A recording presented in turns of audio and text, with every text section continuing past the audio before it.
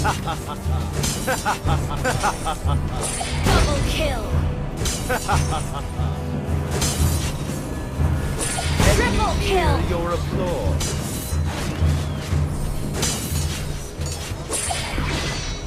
Maniac. Shadow power.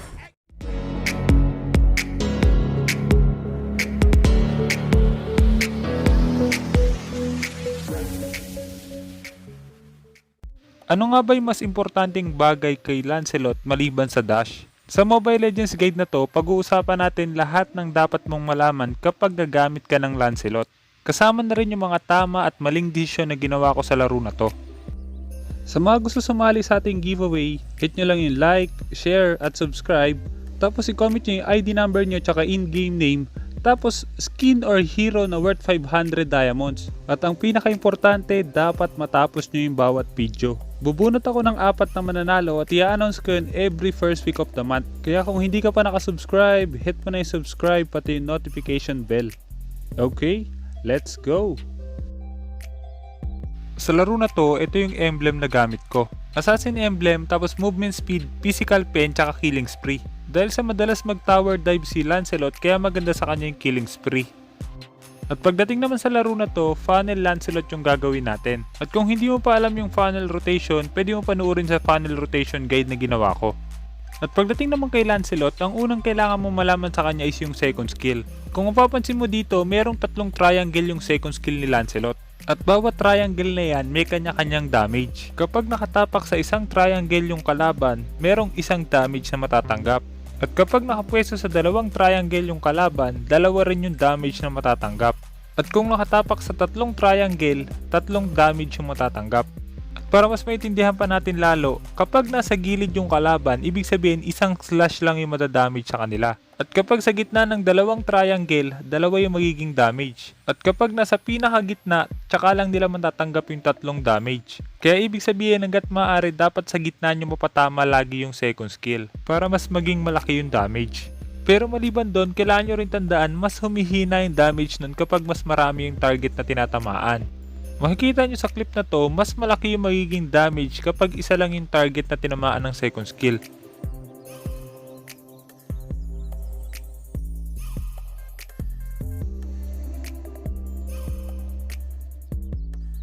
Kaya ibig sabihin, kung isa lang yung target nyo, mas mabilis nyo silang mapapatay. Maliban doon, meron din kasamang slow yung second skill niya. 0.5 seconds slow bawat triangle. Kaya kung tumama yung gitna, mas matagal yung slow. Pagdating naman sa first skill ni Lancelot, pwede mong gamitin yun para makapag-dash sa kalaban. Tuwing may tatamaan kang kalaban, malalagyan sila ng mark. Tuwing magda-dash ka sa kalaban na walang mark, magre-reset yung cooldown ng first skill. Pero kung hindi tumama yung first skill mo o kaya naman nag-dash ka sa merong mark, magko-cooldown yung first skill. Pagdating naman sa laro na to, kung mapapansin nyo, nakuha na ng kalaban yung red buff ko. Kaya ibig sabihin, pwede na tayong dumiretso sa next objective na dapat kong kunin, yung crab sa bot lane. At dahil masyado nakaabante yung SAS, kaya ito yung nangyari. Become one with the sword. Shadow power. Execute. First blood. Kung napansin nyo doon, ilang beses ko ginamit yung dash. Napaka-importante ng dash na yon para sa passive ni Lance. Tuwing nagda-dash kayo, mabibigyan ng additional 10% damage si Lancelot. Aabot yun hanggang 30% additional damage. Kaya ibig sabihin, kapag nakatatlong dash na kayo, mas malaki yung magiging damage ni Lancelot. Maliban doon, makikita nyo rin sa ibabaw ng regen kung ilang dash na yung nagawa nyo. At dahil tumatagal lang yun ng 4 seconds, kaya dapat makapag-dash na ulit kayo kung ayaw nyong ma-reset yon.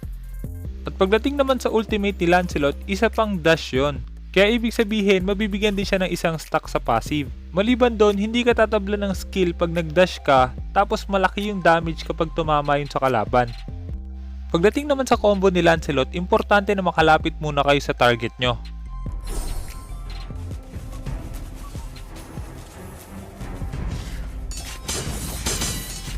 Let me hear You your have applause. slain an enemy. An enemy has been slain. Well played. Kung titignan ulit natin yung nangyari doon, ginamit ko yung jungle creeps tsaka minions para makalapit kay Kimi. At kapag nakadikit ka sa kalaban, mag-basic attack ka muna. At kapag dumistansya sila ng konti, tsaka mo gamitin yung second skill tapos ultimate. At dahil wala pang mark si Atlas, kaya pwede ka pang mag-dash sa kanya. At para makabalik ulit kay Atlas, gumamit ulit ako ng minions para makadash in.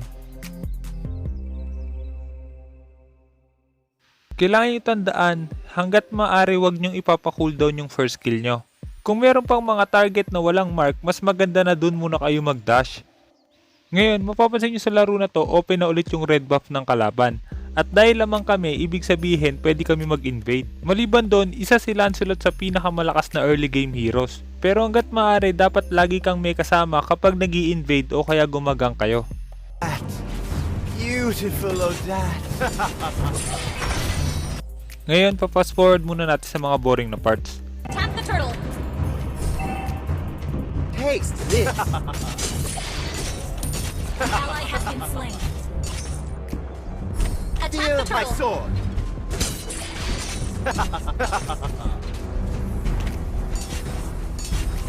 Become one with the sword. Shadow power, execute! Shadow Killing power, spree. execute! My sword, thirsts for blood. An enemy has been slain.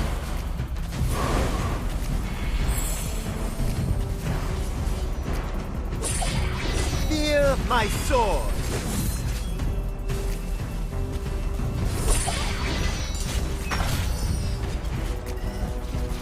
Bago natin ituloy yung video, gusto ko munang i-shoutout sina Alex the Gamer, Dave Galinato at Gian Galicia. Kung sinong unang tatlong magko-comment sa bawat video, siya ang i-shoutout ko next video. Kaya kung hindi ka pa nakasubscribe, hit mo na yung subscribe pati yung notification bell. An enemy has been slain. An ally has been slain. Enemy double kill. Kung napansin nyo sa teamfight na yon, once na nag-cooldown yung first skill ni Lancelot, mas mahihirapan kayong mag-in tsaka mag-out. Kaya hanggat maaari, dapat mapili nyo yung target nyo. Odette, Shut down. beautiful, Mega Odette. kill. Kung ipapa-cooldown nyo yung first skill, siguraduhin yung mababurst nyo na yung kalaban. At maliban doon, kung mapapansin nyo, pwede nyong isabay yung second skill sa first o kaya sa ultimate nya. Dahil meron yung kasamang slow, kaya mas madali nyong matatarget yung kalaban. Odette, Unstoppable. beautiful, Odette. Double kill. At dahil napatay namin sila, ibig sabihin pwede na kaming pumasag. Kailangan nyo rin tandaan, kahit na malakas sa early game si Lancelot, hindi dapat kayo mag-focus sa teamfight. Hanggat maaari, dapat focus kayo sa objective. Kung anong objective yung kukunin nyo, yun dapat yung teamfight na lalabanan nyo. Shadow power, execute! Godlike. Isa pang kailangan tandaan pagdating sa ultimate ni Lancelot, kung masyadong malayo yung kalaban, pwede nyong gamitin yung ultimate niya para mas makalapit kayo. Kailangan nyo tandaan, mas importante na ma-reset nyo yung cooldown ng first skill.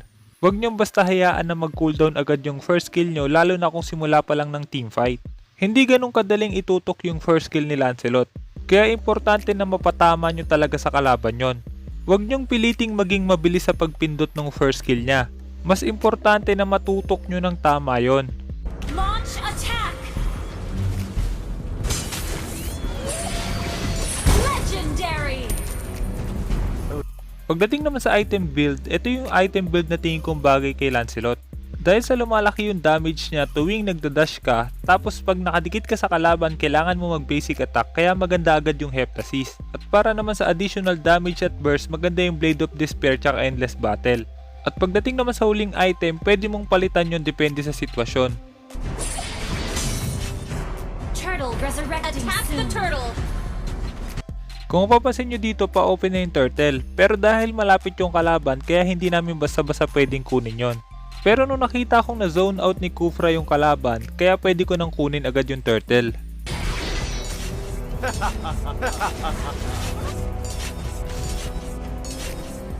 An ally has slain the turtle. An ally has been slain. Legendary.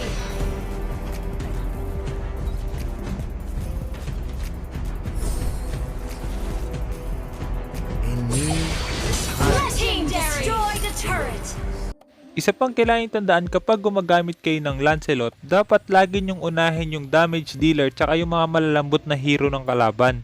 Pwede nyong daanan yung mga hero na nasa harap o kaya yung mga tank para maabot yung mga hero na nasa likod. Pero hanggat maaari, huwag nyong tatargetin agad yung tank. That. Beautiful, Odat.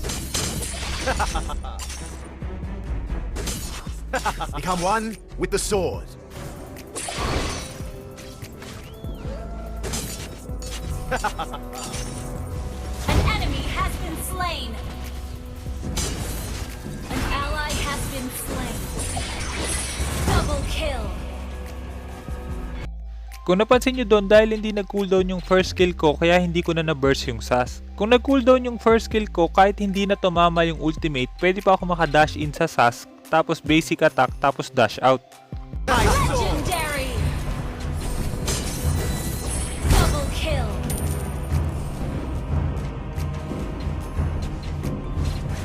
Taste this. Shut down. At dahil masyado akong greedy, kaya napatay nila ako. Isa pang kailangan mo tandaan pagdating sa second skill ni Lancelot, pwede mong gamitin yun para ma-dodge yung skill ng kalaban. Pero napaka-importante ng timing. Kailangan maisakto mo yun sa skill ng kalaban para ma-dodge mo yung skill nila. An ally has slain the turtle. Feel my sword. You have slain an enemy.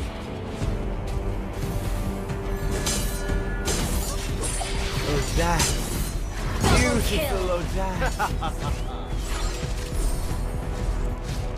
Our turret has been destroyed.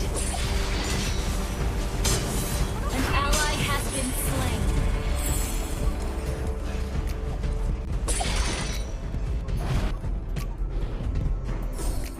Become one with the sword. Initiate retreat. Unstoppable. Shut down. Feel An my ally has sword. been slain. An ally has been slain. My sword thirsts for blood. Become Attack one the Lord. with the sword. Launch attack. Killing spree. Double kill. Triple kill. Your applause.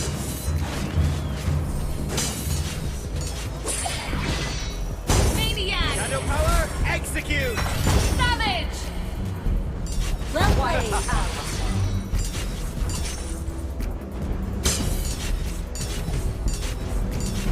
Feel Your my team sword. destroyed a turret. Lord resurrecting soon.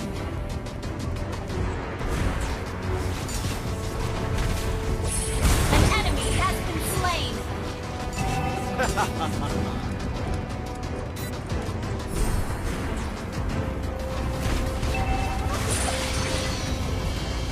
Request backup. Odat. Beautiful, Odat.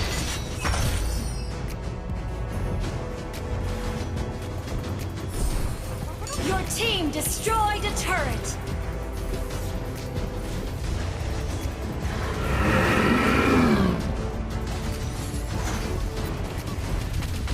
Let me hear your applause. Legendary. Double kill. An ally has been slain. Triple kill. An enemy has been slain. An ally has been slain. Enemy double kill.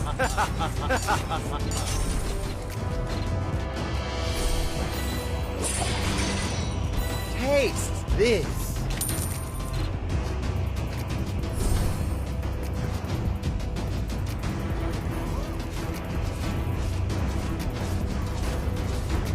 Become one with the sword. Launch attack. Enemy killing spree.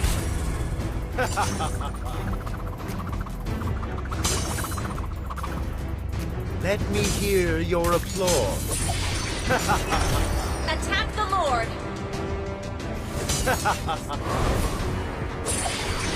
Attack the Lord. My sword thirsts for blood. Request backup.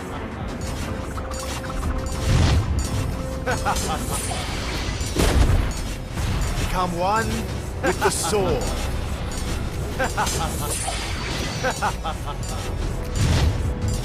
An ally has slain Lord.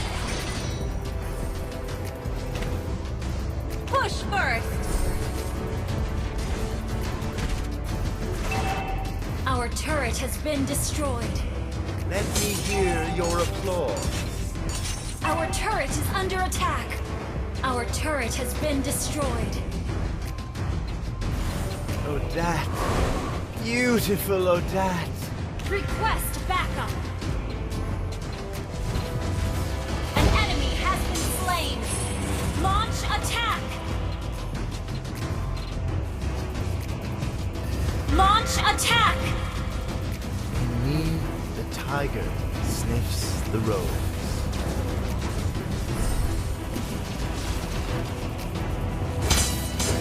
Hey, this.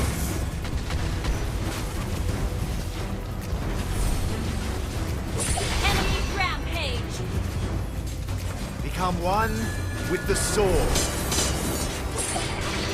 Legendary.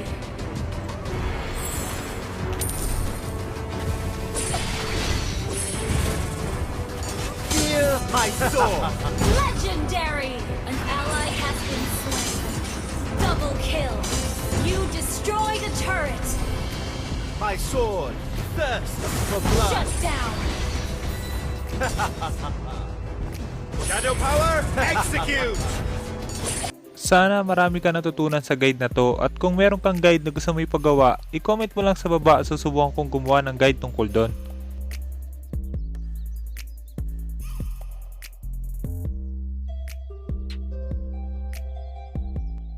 At dahil tinapos mo ang video, gusto ko yung mananalo sa ating giveaway, sila yung mga nanonood hanggang dulo.